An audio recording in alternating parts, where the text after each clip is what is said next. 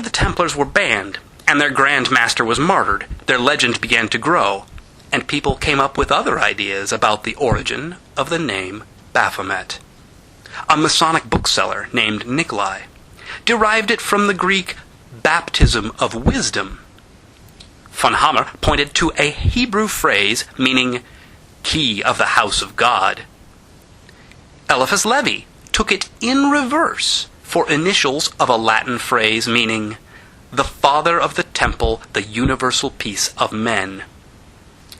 Idries Shah reads it in Spanish-inflected Arabic to mean Father of Understanding. Crowley took the name Baphomet for his own as Supreme and Holy King of the OTO. But its true etymology mystified him until he consulted the wizard Amalantra, an entity who spoke to him through the Scarlet Woman Ahitha. Amalantra told Crowley the correct spelling was Bet Aleph Vav Ayin Mem Yod Tav Resh, which Crowley read as Father Mithras, and its value, 729, was the cube of 9.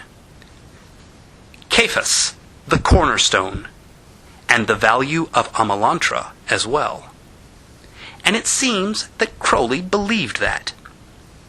Now, the greatest contribution to the popular image of Baphomet was due to the work of Saint Alphonse Louis Constant, usually known as Eliphas Levi. In his book on the ritual of high magic, Levi included an illustration taken from earlier sources, but published for the first time.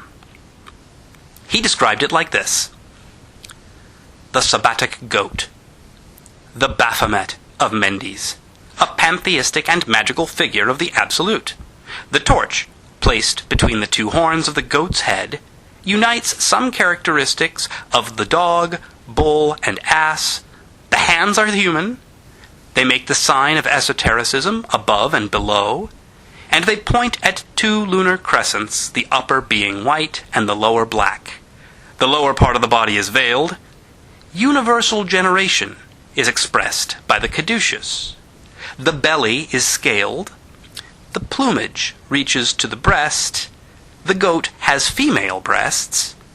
On its forehead, the pentagram with one point in the ascendant.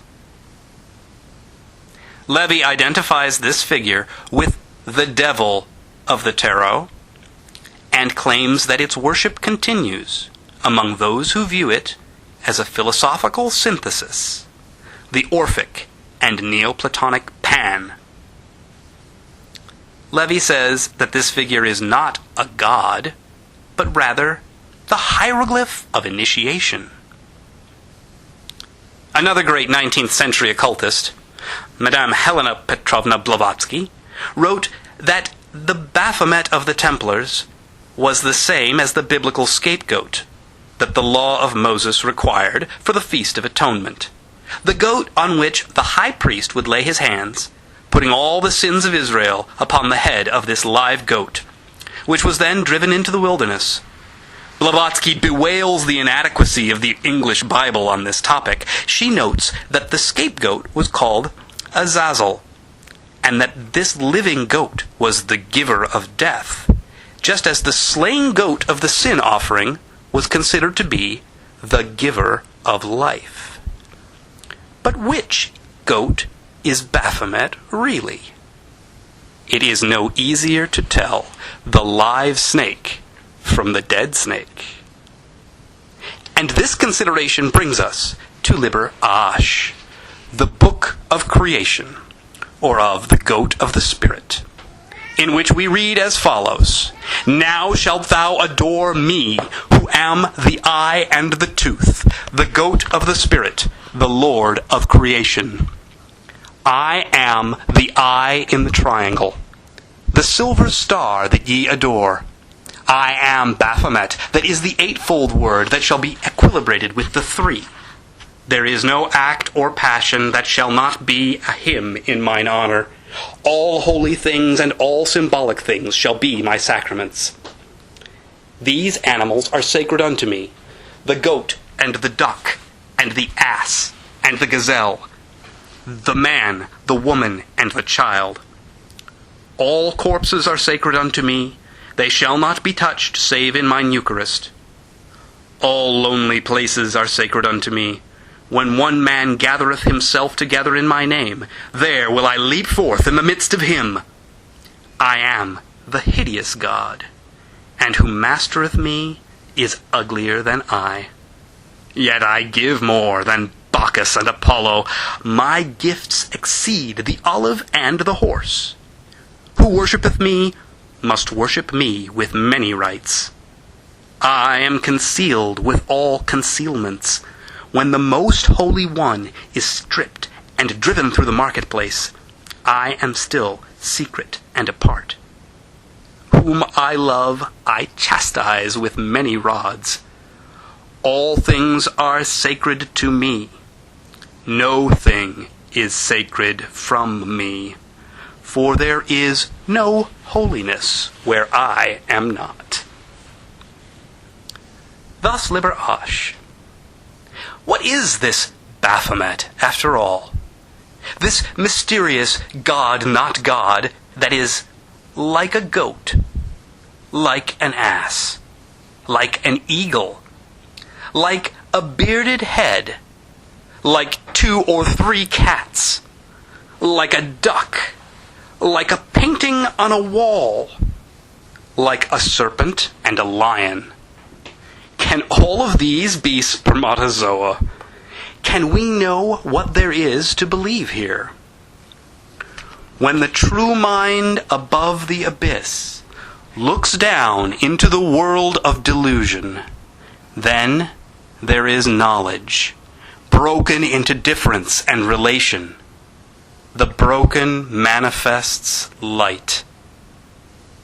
When our deluded minds in the abyss of the universe peer upwards from the depths of madness, then there is knowledge, scintillating against the darkness, like stars behind a mist, or candlelights through a moving veil.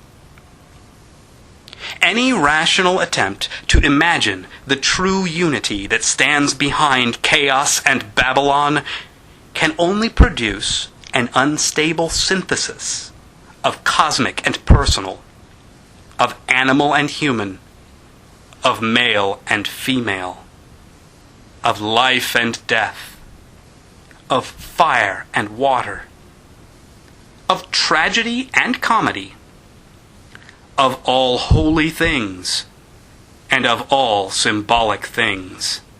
And this rational reflection is everything that the ultimate is not, and everything that the conditioned is.